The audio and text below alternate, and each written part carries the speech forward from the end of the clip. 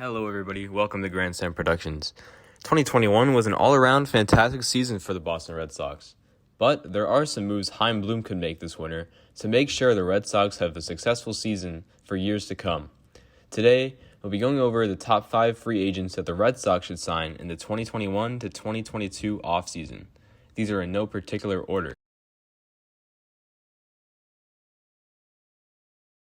Coming in at number 5 is Rosl Iglesias. The Angels were not a good team this year, as it is with most years, but they still had some bright spots like Shohei Ohtani, Mike Trout, but also Rosl Iglesias.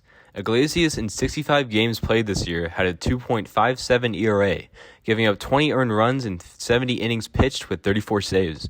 Iglesias is an elite control pitcher. He gave up just 12 walks in all of his games this year.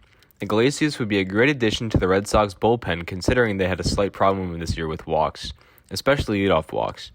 Iglesias would bring more strength to the team, making the end of games more stable. Iglesias would be a decently sized contract to take on, but it would be well worth it for the Red Sox.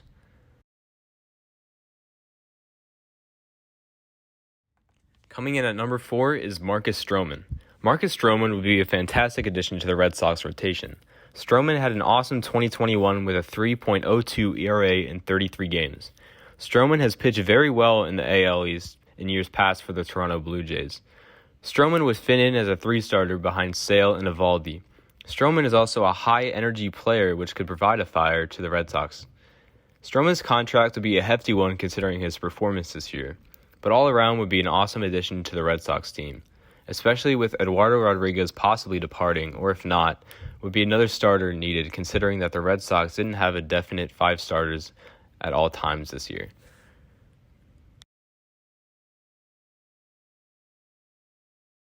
Coming in at number 3 is Trevor Story. Trevor Story had an okay 2021 season, hitting .251, but he did tack on 24 home runs. Even with Story's okay season, he's been elite in the past.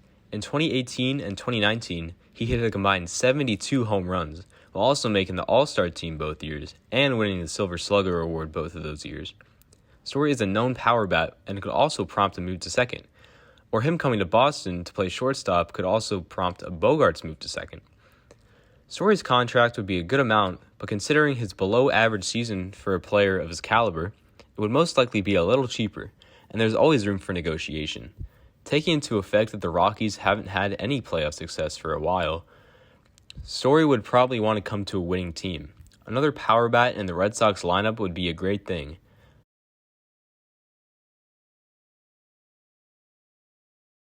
Coming in at number 2 is Carlos Correa.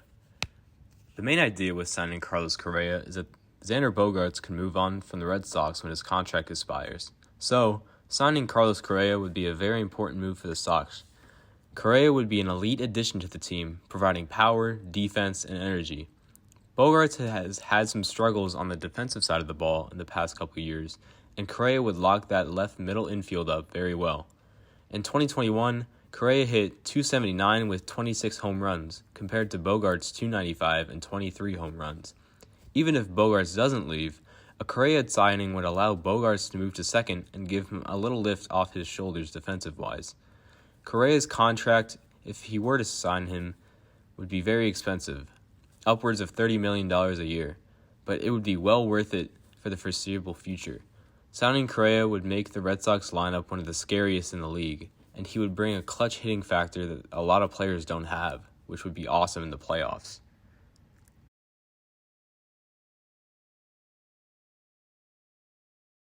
Coming in at number 1 is Kyle Schwarber. Kyle from Waltham made a strong impact with the Red Sox in his short time in Boston. In 41 regular season games, he hit .291 with 7 home runs, 18 RBIs, and had a .435 on-base percentage. Kyle had a lasting effect on the entire Red Sox lineup. He influenced the Red Sox hitters, making them more disciplined throughout the rest of the season, especially rookie Bobby Dahlbeck, who was struggling the entire year, striking out at an insanely high clip up until the Schwarber trade.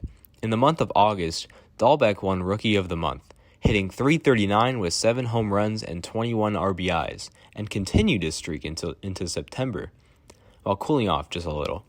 Dahlbeck ended the year with 25 home runs and 78 RBIs. Schwarber's acquisition helped Dahlbeck to be more selective with pitches thrown to him, including the entire Red Sox lineup, helping him to hone his pure power swing. Schwarber was vital in the Red Sox postseason push, hitting 3 home runs in the postseason. With a grand slam in Game 3 of the ALCS, a game in which the Red Sox would win in a bloodbath 12-3, but also end up losing the series in 6 games.